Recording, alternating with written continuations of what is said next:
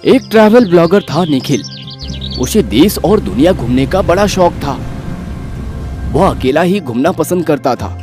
वह नई नई जगह जाकर उस जगह की वीडियो बनाकर उसके YouTube चैनल पर अपलोड करता था। उसका चैनल काफी ही लोकप्रिय था। एक दिन निखिल अपना बैग और पानी की बोतल लेकर अफ्रीका के रेगिस्तान में गया और रेगिस्तान में घूमते घूमते और वीडियो बनाते बनाते उस रेगिस्तान में ही भटक गया। उसे याद आया कि उसके पास पानी समाप्त हो गया है। वह सोचने लगा, अरे यार, मैं ये कहाँ आ गया? मेरे पास तो अब पानी भी नहीं बचा है। अगर इस रेगिस्तान में मुझे पानी नहीं मिला तो मेरी मौत तो तय है। नहीं, मुझे जल्द से जल्द पानी खोजना पड़ेगा। ऐसा सोचकर वह इधर उधर पानी ढूंढने लगा। तभी कुछ ही दूरी पर उसे एक झोपड़ी दिखी। उम्मीद की किरण जगी।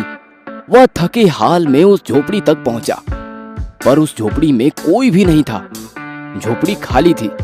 उस झोपड़ी के हाल से तो ऐसा प्रतीत हो रहा था कि मानो उस झोपड़ी में कई दिनों से या कई सालों से कोई नहीं रहता हो।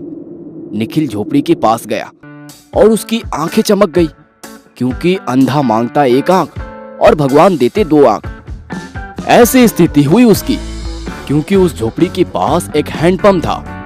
निखिल बहुत खुश हुआ। वह आगे बढ़ा और जोर जोर से उस हैंडपंप का डंडा ऊपर नीचे करने लगा, पर अफसोस कुछ ना हुआ। पानी आया ही नहीं, सिर्फ हैंडपंप की आवाजें आ रही थी।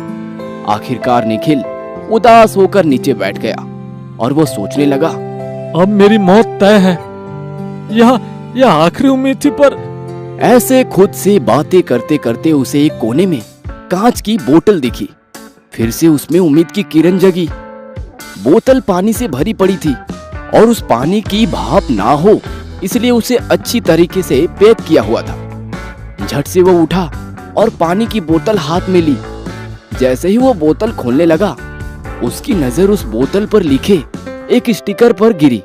उस पर लिखा था, इस बोतल में पानी का उपयोग हैंडपंप शुरू करने के लिए कीजिए और आपका काम होने के बाद फिर से इस बोतल में पानी भरकर रखना ना भूलिए।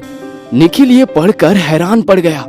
वह सोचने लगा, क्या किया जाए? इस सूचना को अनदेखा करके सीधा पानी पिए या फिर इस सूचना की बात माने? अगर इस सूचना के हिसाब से हैंडपंप में पानी डाला और हैंडपंप भी खराब निकला तो, या इस हैंडपंप के नीचे पानी ही ना हो तो इस बोतल का पानी भी वेस्ट चला जाएगा। तब तो मेरा खेल खल्लास। और अगर यह सूचना सही निकली तो पानी ही पानी निकलेगा। उसके मन में द्वंद्व शुरू हुआ। बोतल का पानी हैंडपंप में डाले या नहीं, इस पर वह कंफ्यूज हो गया। आखिरकार मन का निर्धार करते हुए कांपते हाथों से उसने बोतल का पानी उस हैंडपंप में डाला। आंखें मूंद ली और भगवान को याद करते हुए हैंडपंप का डंडा ऊपर नीचे करने लगा। और कुछ देर बाद चमत्कार हुआ। उस हैंडपंप से पानी आने लगा। उसे क्या करूं और क्या नहीं, ऐसा हो गया। उसने जी भर के पानी पिया और साथ में जो बोतल थी उसमें भी पानी भर लिया। वो बहुत खुश हुआ। अपनी प्यास बुझाने के बाद उसकी नजर वहां पड़े एक कागज पर पड़ी। वह उस इलाके का नक्शा था। उस नक्शे के हिसाब से वह मानव बस्ती तक पहुंच सकता था। उसने जाने की तैयारी की और सूचना के हिसाब से उसने उस ग्लास की बोतल में पानी भरकर उसे अच्छी तरह से पैक कर दिया। और उस बोतल पर उसने खुद से लिखा, भरोसे के साथ इस बोतल का पानी उस हैंडपंप में डाले, पानी जरूर आएगा। और वह वहां से निकल पड़ा। दोस्तों, यह कहानी हमें यह सिखाती है कि कुछ पाने के लिए पहले कुछ देना पड़ता है। जरा सा देने के बाद हमें अक्सर बहुत ज्यादा मिलता है, तब हमें बहुत खुशी मिलती है। पर इससे ज्यादा भी हमें विश्वास भरोसे के बारे में बताती है ये कहानी। विश्वास से किया दान और कर्म हमें बहुत खुशी देता है।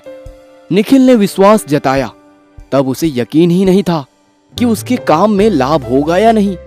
फिर भी वह उस अज्ञान में कूद पड़ा। इस कहानी का पानी मतलब जिंदगी की अच्छी बातें जो हमें खुशी देती है, उसके लिए समय दो, दान दो, अच्छे कर्म करो और विश्वास रखो और उसके बदले ढेर सारी खुशियां पाओ। कैसी लगी ये कहानी कमेंट बॉक्स में जरूर लिखें। धन्यवाद।